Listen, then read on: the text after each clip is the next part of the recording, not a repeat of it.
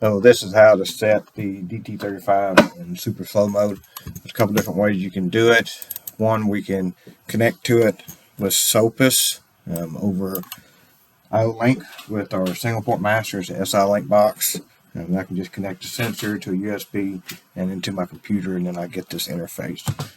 So now I'm getting live distances and values out of the sensor. I can do a lot more setting here if I want to put it in different modes. I can do window mode or distance to object or whatever we need to do. First, let's go to restore to factory settings. Now, once the sensor resets, if I were going to do it on SOPAS, then I could just come here and put it in super slow mode, and now the sensor's in super slow mode. What we're going to do is reset it again, and it'll go back to slow, and then we'll reset it with the buttons itself.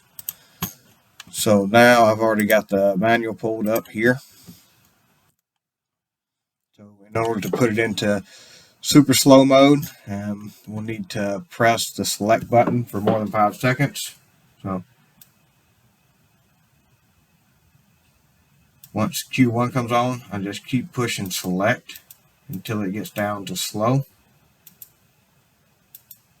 Now I see it blinking here, so it's blinking twice and then going off, so that tells me it's in slow mode.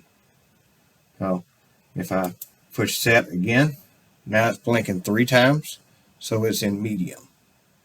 Press it again, blinking 4 times, now it's in fast. And then again, put it in super fast, and I push it one more time, now it blinks 1 time, and that's all. To get out of this, I'll just push the select button again for more than 5 seconds. And now the sensor is in super slow mode. And just to verify, we'll go back to SOPAS, and what I'll do is I'll read from the sensor, and we should see now this goes to super slow mode. Well, that's how you take the DT35 and put it in super slow mode, either with the computer or with the buttons.